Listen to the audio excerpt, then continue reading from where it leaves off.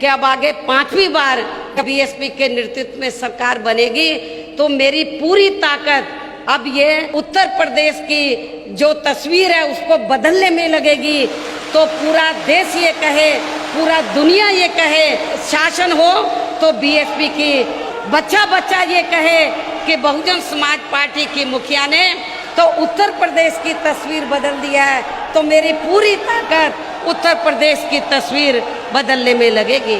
मैं आप लोगों को फिर से ये विश्वास दिलाना चाहती हूँ कि उत्तर प्रदेश में इस बार जब बीएसपी की सरकार पूर्ण बहुमत की बनेगी सन 2007 की तरह, तो मैं आपको विश्वास दिलाना चाहती हूँ कि जिस प्रकार सन 2007 में बीएसपी की पूर्ण बहुमत की सरकार बनी और हमने अपने पूरे कार्यकाल में सर्वजन हिताय अपनी सरकार की हर नीति सर्वजन हिताय सर्वजन सुखाय के आधार पर बनाकर जो सर्व समाज के हितों का हर स्तर पर हर मामले में पूरा ध्यान रखा है, तो मैं आपको ये वायदा करती हूँ, विश्वास दिलाना चाहती हूँ कि आप लोगों को जब आपकी ये सरकार फिर से बन जाएगी तो आप लोगों को सन 2007 के दौरान जैसे हमारी सरकार बनी, जिस प्रकार से हमने आप लोगों के हितों का, अकेले दलितों का नहीं, पिछड़ों का नहीं, अकलियतों का नहीं,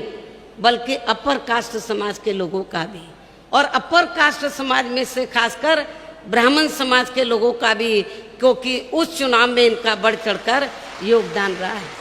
तो हमने सर्व समाज के हितों का हर स्तर पर हर मामले में पूरा ध्यान रखा है और उत्तर प्रदेश को बेहतरीन कानून व्यवस्था दी है। अभी हमारी महिलाएं इधर आई हुई हैं बड़ी तादाद में, लेकिन वर्तमान सरकार में और पिछली सपा सरकार में भी आप लोगों को देखने के लिए मिला है कि हमारी महिलाएं दिन छिपे के बाद वो अकेले अपने घर से आज भी वो नहीं निकल सकती हैं। मैंने एक चैनल देख रही थी, हिंदी चैनल, तो उसमें बीजेपी वाले एक भाभी जी को लेकर घूम रहे थे, तो वो औरतों में जाकर, महिलाओं में जाकर पूछ रही है कि ये वर्तमान भाजपा सरकार ने महिलाओं के लिए क्या किया है। वो प्रायोजित तरीके से वो महिलाएं चयनित कर लेती है, उनसे फिर वो अपने पक्ष में सरकार वो हवा बनाती है। तो ये भी आप लोग देख रहे हैं, तो बिहार के तर्ज पर ये कर रहे हैं। अभी पता नहीं एक नहीं कितनी भाभीियों को लेकर ये घूम ले। अब महिलाएं इनके चक्कर में जल्दी से आने वाली नहीं है, इनके बहकावे में जल्दी से आने वाली नहीं है। और इसके साथ ही मैं मीडिया बंधुओं को और आप सभी लोगों को ये विश्वास दिलाना चाहती हूँ कि मेरी पूर्व की रही चारों सरकारों में खासतौर से दलित, आदिवासी एवं अन्य पिछड़े वर्ग में जो समय समय पर संत गुरु और महापुरुष हुए, किसी जाति और धर्म के खिलाफ नहीं थे। वो हमारे संत गुरु और महापुरुष इस देश में जो गैर बराबरी वाली सामाजिक व्यवस्था बनी है उसको बदलकर वो समता मूलक समाज व्यवस्था बनाना चाहते थे। आज उन्हीं के ही बताए हुए रास्तों पर चलकर बहुजन समाज पार्टी इस कार्य में लगी हुई है। पूरे देश में हम लोग समता मूलक समाज बनाने का प्रयास कर रहे हैं और इसीलिए हमारी पार्टी कोई एक जाति विशेष की नहीं है, एक धर्म विशेष की नहीं है, बल्कि सर्व समाज की पार्टी है। ये सर्व समाज की पार्टी है। मैंने अपनी चारों बार की रही सरकारों में उनके आदर सम्मान में, तो दिल्ली के नज़दीक नोएडा में और उत्तर प्रदेश की राजधानी लखनऊ में तो जो जरूरी थे वो हमने स्मारक, संग्रहालय, पार्क व मूर्तियाँ आदि स्थापित की। ये आप लोगों को मालूम है। और जो हमें काम करना था हमने अपनी पिछली चारों रही सरकारों में पूरा कर दिया उनके मान और सम्मान में। अब हमें कोई नया, फिर से हमें कोई नया स्मारक या पार्क या उनकी मूर्तियां आदि फिर से लगाने की जरूरत नहीं पड़ेगी। जितना मुझे काम करना था मैंने थोक के भाव कर दिया, कई गुना ज़्यादा आदर सम्मान देकर उनको कर दिया। अब तो जब आगे सरकार बनेगी केवल उनके रख रखाव का ध्यान रखा जाएगा। कहने का तात्पर्य यह है कि अब आगे 5वीं बार जब बीएसपी के नेतृत्व में सरकार बनेगी तो मेरी पूरी ताकत अब ये स्मारक, संग्रहालय, मूर्ति या पार्क आदि बनाने पर नहीं लगेगी, बल्कि मेरी पूरी ताकत उत्तर प्रदेश की जो तस्वीर है उसको बदलने में लगेगी।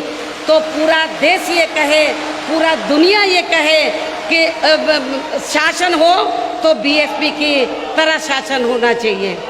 बच्चा बच्चा ये कहे कि बहुजन समाज पार्टी की मुखिया ने तो उत्तर प्रदेश की तस्वीर बदल दिया है, तो मेरी पूरी ताकत उत्तर प्रदेश की तस्वीर बदलने में लगेगी।